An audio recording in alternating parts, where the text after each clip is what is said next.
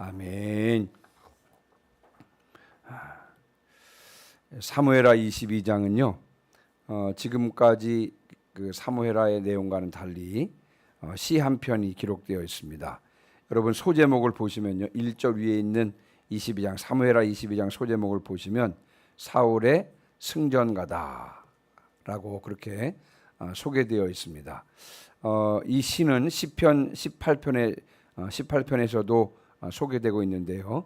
여러분 잘 아시는 것처럼 다윗은 용사이기도 하지만 또한 시인이기도 했습니다. 다양한 상황에서 다양한 시를 남겼는데 특별히 성경에 기록되어 있는 시편 150편의 그 시편들 가운데서 다윗의 시가 75편, 75개의 시가 바로 다윗의 시입니다. 그래서 오늘은 이 다윗의 시 한 편을 감상하시면서 이제 은혜를 나누고자 합니다. 자, 먼저 1절입니다. 1절을 같이 한번 읽어보겠습니다. 여호와께서 다윗을 모든 원수의 손과 사울의 손에서 구원하신 그날에 다윗이 노래의 말씀으로 여호와께 아뢰어. 아멘. 1절은 이 시편 그 사무엘하 22장에 기록된 이 시의 역사적인 배경과 취지를 설명하고 있는데 여러분 시편 18편에 보면 1절에 나와 있는 내용이 부제로 달려 있습니다. 자, 그런데 여호와께서 다윗을 모든 원수의 손과 사울의 손에서 구원하신 그날에, 여기서 말하는 모든 원수는 이스라엘 주변의 이방 나라들을 말하는데요. 이제 블레셋을 포함해서 이제 아래로부터 보시면 에돔, 모압, 암몬, 그리고 에돔, 모압, 암몬, 그리고 아람이랑 아말렉과 소바 등을 가리키고 있고요. 여기서 말하는 또 사울의 손은 무엇입니까? 여러분 잘 아시는 것처럼 다윗이 왕에 오르기 전에 사울 왕으로부터 무서운 추격을 받고 또 생명의 위협을 느꼈었는데 바로 그것을 말하고 있는 것입니다. 자, 그러니까 하나님께서는요 다윗을 모든 원수의 손과 사울의 손에서 구원해 주셨다는 것입니다. 그래서 그것에 대해서 감사하면서 찬양을 올려드리고 있는 것입니다. 자, 그렇다면 여러분 이 시는 언제 쓰여졌을까요? 이제 어떤 사람들은 생각하기를 다윗이 주변에 있는 모든 이방 국가들을 물리치고 또한 이 압살롬과 세바의 반란을 진압한, 아마 그 진압한 그 이후에 다윗의 말기에, 다윗 생애의 말기에 이 시가 기록되지 않았을까, 그렇게 생각을 합니다만, 그러나 이 시 내용을 살펴보면 다윗이 그의 말년에 겪었던 강간이나 살인 그리고 반란 등의 이 어려운 그림자들은 드리워져 있지 않습니다. 그래서 이 사실로 미루어서 아마 이 시는 이제 대적들과의 싸움에서 승승장구하던 아마 이제 다윗의 통치 초기에 기록되지 않았을까, 그렇게 추측을 합니다. 특별히 이제 다윗이 나단 선지자에게 하나님의 성전을 지어드리고 싶다라고 제안을 했을 때, 그때 다윗이 하나님께서 사무엘하 7장에 보면 다윗 언약을 맺잖아요. 아마 이때쯤에 이 시가 기록되지 않았을까, 그렇게 추정을 하게 됩니다. 자, 다윗이 이 노래의 말씀으로 여호와께 아뢰어. 다윗은 모든 원수의 손과 사울의 손에서 구원해 주신 하나님의 은혜에 대해서 감사하면서 지금 찬양하고 있는 것입니다. 하나님의 구원의 은혜를 경험하고 어찌 감사 찬양하지 않을 수 있겠습니까? 감사 찬양하는 것은요 구원받은 자의 특권인 줄 믿습니다. 이제 살짝 격길로 가는 것인지 모르겠습니다만 잠깐 감사에 대한 좀 말씀을 드리고 싶은데, 다윗이 하나님께 감사 찬양하고 있는데 여러분 감사라고 하는 것이 참 신비로운 면이 있습니다. 시편 50편 14절에 보면 감사로 제사를 드리는 자가 나를 영화롭게 하나니, 우리가 하나님께 감사할 때 우리는 하나님을 영화롭게 해드리는 것입니다. 다시 말씀을 드리면 우리가 하나님께 감사할 때 하나님께서는요 영광을 받으시는 것입니다. 그런데 이 시편 69편 30절에 이런 말씀이 있어요. 내가 노래로 하나님의 이름을 찬송하며 감사함으로 하나님을 위대하시다 하리니. 감사함으로 하나님을 위대하시다 하리니. 감사는 뭐냐? 결국은요, 우리가 감사할 때 하나님은 위대하십니다 라고 하는 것을 선포하는 행위라고 하는 것입니다. 감사할 때마다 우리는 하나님께서 위대하심을 고백하는 것이고요. 그래서 우리가 감사의 제사를 드릴 때 하나님께서는 그것을 기뻐 받으시고 하나님께서는 영광을 받으시는 것입니다. 그러니까 이 감사라고 하는 것은 참 신비한 면이 있습니다. 여러분, 먼저는 하나님께서 우리에게 은혜를 주셔서, 먼저 하나님께서 은혜를 주셔서 우리가 하나님께 감사하는 것이잖아요. 그렇죠? 그런데 감사하면서 자연스럽게 하나님의 위대하심을 선포하고, 그렇게 할 때 하나님께서는 기뻐 받으시고 또 영광을 받으시는 것입니다. 하나님께서 베풀어 주시는데 그거에 대해서 감사하면 또 그것을 하나님께서 기뻐 받으시고 영광 받으신다는 것입니다. 늘 감사가 넘치는 삶이 되시기를 주님의 이름으로 축원합니다. 늘 감사를 통해서 하나님의 위대하심을 선포하고 또 하나님께 영광 올려드리시는 성도들이 되시기를 주님의 이름으로 축원합니다. 자, 2절입니다. 자, 2절은 이 사무엘하 22장에 등장하는 그 시 전체를 요약하는 절이라고 할 수가 있는데요. 자, 2절도 같이 읽습니다. 시작. 이르되 여호와는 나의 반석이시요 나의 요새시요 나를 위하여 나를 건지시는 자시요. 아멘. 여기에 등장하는 단어를 보니까 반석이다, 또 요새다, 나를 건지시는 자다. 이 모두의 하나님의 속성을 비유로 표현하고 있는 것입니다. 자, 그런데 여러분, 다윗은 누구보다도 반석이나 요새의 기능을 누구보다도 잘 알고 있었던 사람입니다. 왜냐하면 다윗은 사울로부터 도망 다닐 때 이 반석과 요새의 도움을 실제적으로 많이 받았기 때문에 그렇습니다. 그래서 누구보다도 이 반석과 요새의 기능이 무엇인지를 너무도 잘 알고 있었습니다. 그래서 아주 매우 분명하게 고백할 수 있는 것인데요. 여호와는 나의 반석이시요. 한번 여러분 따라해 보시기 바랍니다. 여호와는 나의 반석이시요. 아멘. 여기서 말하는 반석이라고 하는 것은요, 가파르고 접근하기 어려운 바위를 말하는 것입니다.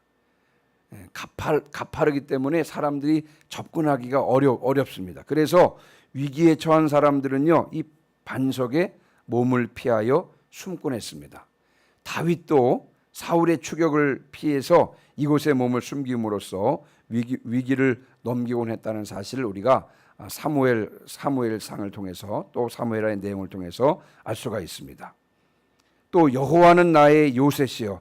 여기서 말하는 요새는요, 가파른 바위에 둘러싸인 산 꼭대기를 말하는 것입니다. 그래서 이 팔레스타인 곳곳에는 이런 요새가 있었는데 이 또한 다윗이 사울의 추격을 받았을 때 숨었던 피신처였던 것입니다.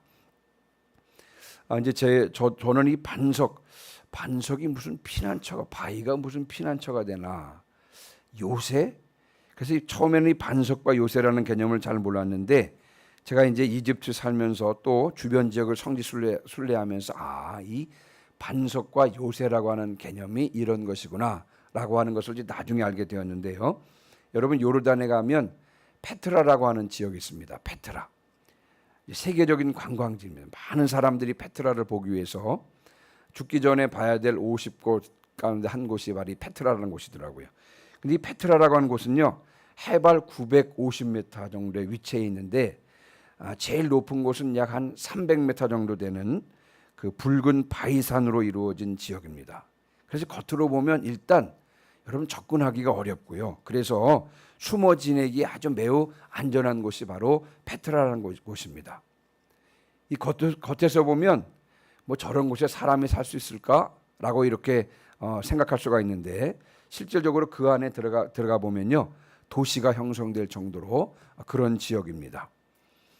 자, 이런 지역이 어떤 곳이었는지를 우리가 알 수 있는 것을 제가 한 것 소개를 해보면 이 페트라라고 하는 지역을 배경으로 살았던 사람들이 에돔 족속인데요. 구약 성경에 에돔 족속의 그 멸망을 예언한 그 예언서가 오바댜서인데 오바댜서에 이런 말씀이 나옵니다. 그 오바댜서 1장 3절에 보면 바위 틈에 거주하며 높은 곳에 사는 자여, 내가 마음에 이르기를 누가 능히 나를 땅에 끌어내리겠느냐 하니. 지금 에돔 사람들이요, 자신이 살고 있는 곳이 안전하다고 자부심을 느끼면서 누가 능히 나를 땅에 끌어내리리요. 왜냐하면 자신들이 사는 이 지역이 높은 바위에 세워진 안전한 곳이라고 확신했기 때문에 이런 말을 했다고 하는 것입니다. 여러분, 다윗이 여호와를 나의 반석이요 나의 요새라고 고백하고 있는데, 역경과 환난의 때 이 다윗은 반석과 요새에 비해서 그 위기를 극복했었습니다. 그래서 하나님을 나의 반석이시요 나의 요새라고 비유하고 있는 것입니다. 하나님께서 반석과 요새처럼 자신을 모든 대적의 손과 사울의 손에서 안전하게 지켜주신 것에 대해서 이렇게 감사 찬양하고 있는 것입니다. 이것은요, 이 사실은 다윗이 자신의 삶에서 구체적으로 경험한 내용을 지금 시로 고백하고 있는 것입니다. 예를 들어서 여러분 잘 아시는 시편 23편 1절 말씀이 있죠. 여호와는 나의 목자시니 내게 부족함이 없으리로다. 여러분, 이 고백도 목동으로서 양을 쳐본 다윗의 구체적인 경험으로부터 나온 것입니다. 양의 생리를 너무도 잘 알고 있었고요. 또 목자의 심정도 누구보다도 잘 알고 있었던 사람이 다윗이었습니다. 그래서 그의 경험으로부터 하나님께서 나의 목자가 되시는구나. 나는 그분의 양이지. 양은 걱정이 없지. 목자의 음성만 듣고 목자만 따라가면 아무 부족함이 없는 것이지. 내가 양이구나. 걱정할 이유가 없는 것이구나. 여호와께서 나의 목자가 되어주시는구나. 여러분, 이것은 자신의 삶에서 실제적으로 경험한 내용으로부터 하나님을 인정하고 고백하는 내용인 것입니다. 그래서 자신의 경험으로부터, 자신의 체험으로부터 비롯되었기 때문에요, 여러분, 그 다윗의 시편이 더욱 마음에 와닿고 설득력 있는 것입니다. 나의 하나님 체험이 중요한 것입니다. 여러분이 체험한 하나님은 어떤 분이십니까? 하나님께서는 여러분을 어떻게 만져주셨습니까? 여러분, 그 경험이 중요한 것입니다. 요한복음 이제 9장에 보면 그 맹인된 사람, 예수님께서 그 눈을 뜨게 해주신 그 맹인에 관한 소경 이야기가 나오는데요. 이 요한복음 9장 25절에 이런 말씀이 있습니다. 그가 죄인인지 내가 알지 못하나 한 가지 아는 것은 내가 맹인으로 있다가 지금 보는 그것이니이다. 예수님께서 날 때부터 소경된 자를 고쳐주셨습니다. 그러나 그의 부모들도 예수님께서 고쳐주셨다는 말을요, 바리새인에게 할 수가 없었습니다. 왜냐하면 이 예수님께서 고쳐주셨다, 이 말을 하는 것은 다시 말하면 예수님이 그리스도라고 고백하는 것인데, 누구든지 예수를 그리스도로 시인하는 자는 출교시키겠다고 유대인들이 이미 결의했기 때문에요, 부모들은요, 자신의 아들이 그런 눈을 떴음에도 불구하고 누가 고쳐주었는지에 대해서 말을 하지 못하고 있었습니다. 그러나 눈을 뜨게 된 이 당사자 맹인은 여러분 달랐습니다. 요한복음 9장 30절로 33절 말씀에 여러분 이제 바리새인들에게 이 맹인 이렇게 말하고 있습니다. 이상하다. 이 사람이 내 눈을 뜨게 하였으되 당신들은 그가 어디서 왔는지 알지 못하는도다. 하나님이 죄인의 말을 듣지 아니하시고 경건하여 그의 뜻대로 행하는 자의 말은 들으시는 줄을 우리가 아나이다. 창세 이후로 맹인으로 난 자의 눈을 뜨게 하였다 함을 듣지 못하였으니 이 사람이 하나님께로부터 오지 아니하였으면 아무 일도 할 수 없으리이다. 여러분, 바리새인들이요, 예수님을 어디서 왔는지 모르겠다 이렇게 고백했을 때 여러분, 맹인이 당신들 참 이상합니다, 그런 이야기를 지금 하는 것입니다. 네. 이 사람이 하나님께로부터 오지 않았으면 어떻게 내 눈을 뜨게 할 수 있었겠습니까? 이 사람은 하나님으로부터 온 자가 분명합니다. 이렇게 고백하고 있는 것입니다. 예수를 그리스도로 시인하는 자는 출교시킨다는 소식을 알고 있음에도 불구하고 눈을 뜨게 된 이 맹인은요, 당당하게 예수께서 그리스도이심을 지금 시인하고 있는 것입니다. 왜냐하면 이는 눈을 뜨게 된 자신의 경험을 결코 무시할 수 없었기 때문에 그런 것입니다. 여러분 그만큼 주님에 대해서 직접 경험하는 것, 주님에 대해서 직접 체험하는 것이 중요하다는 그런 뜻인 것입니다. 자, 그런데 이제 주님에 대한 경험에는 또 다른 종류의 경험이 있습니다. 이제 그게 뭐냐 하면 여러분 이제 성경 읽다 보니까요. 이제 모세가 모압 평지에서 출애굽 2세대들에게 10계명에 대해서 말씀하는 장면이 나옵니다. 지금 그 출애굽 1세대들은 광야에서 다 죽었고요. 지금 가나안 땅을 앞두고 지금 모세가 출애굽 2세대들에게 하나님께서 시내산에서 10계명을 주신 장면에 대한 그런 내용을 지금 그 말을 하고 있는데, 그런데 그 모세가 이상한 말을 합니다. 어떤 말이냐면요. 여러분 신명기 5장 2절 이하에는 이렇게 말합니다. 우리 하나님 여호와께서 호렙산에서 우리와 언약을 세우셨나니 이 언약은 여호와께서 우리 조상들과 세우신 것이 아니요 오늘 여기 살아있는 우리 곧 우리와 세우신 것이라. 자, 무슨 말씀입니까? 여러분 시내산에서 하나님께서 시내산에서 언약을 맺어 주신 사람은 누구냐면 출애굽 1세대입니까? 출애굽 2세대입니까? 출애굽 1세대거든요. 그렇죠?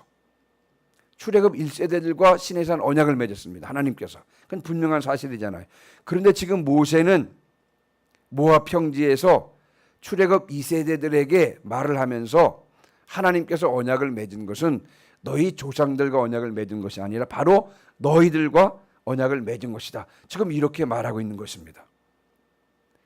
여러분 지금 출애굽 2세대들은 시내산에서 하나님과 언약을 맺은 적은 없습니다. 자신의 부모들이 언약을 맺었지 자신들은 언약을 맺은 것은 아닙니다만, 그러나 모세가 지금 그런 출애굽 2세대들에게 너희들이 바로 언약을 맺은 당사자다. 하나님께서 언약을 맺은 것은 바로 너희들이다. 이렇게 말하고 있는 것입니다. 여러분 어떻게 된 것입니까?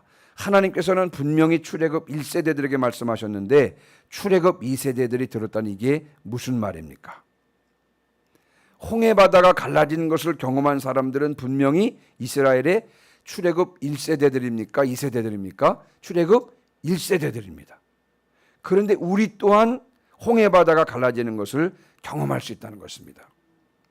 여리고성이 무너지는 것을 경험한 사람들은요 분명히 이스라엘의 출애굽 2세대들입니다. 그렇죠? 1세대들은 죽어서 여리고성이 무너지는 것을 경험하지 못했습니다. 그래서 여리고성이 무너지는 것을 경험한 사람들은 분명히 출애굽 2세대들입니다. 그러나 우리 또한 여리고성이 무너지는 것을 경험할 수 있다는 것입니다. 우리가 직접 경험해 보지는 못했습니다만 그러나 우리도 그와 같은 경험을 할 수 있다고 하는 것이 성경의 말씀인 것입니다. 여러분 여리고성이 무너지는 것을 직접 경험해 보셨습니까? 가나안 땅에 입성할 때 여리고성이 무너졌다는 사실을 믿음으로 받아들이고 그리고 내 삶의 여리고성도 무너질 것을 믿고 기도하면 나 또한 여리고성이 무너지는 것을 경험하게 되는 것입니다. 믿음의 선조들의 경험이 나에게도 그대로 이루어질 것을 믿음으로 구하면 그 경험은 또한 나의 경험이 되는 줄 분명히 믿습니다. 오늘 이제 말씀을 마무리하고 마치면서 여러분 다윗처럼 하나님을 체험하는 신앙이 되시기를 주님의 이름으로 축원합니다. 또 믿음으로 다윗의 경험을 나의 하나님 경험 삼기를 주님의 이름으로 축원합니다. 믿음으로 성경에 등장하는 신앙의 선조들의 하나님 체험을 나의 하나님 체험으로 삼으실 수 있기를 주님의 이름으로 축원합니다. 아멘. 이 시간 546장 찬송하시면서 찬송하시고 받은 말씀을 기억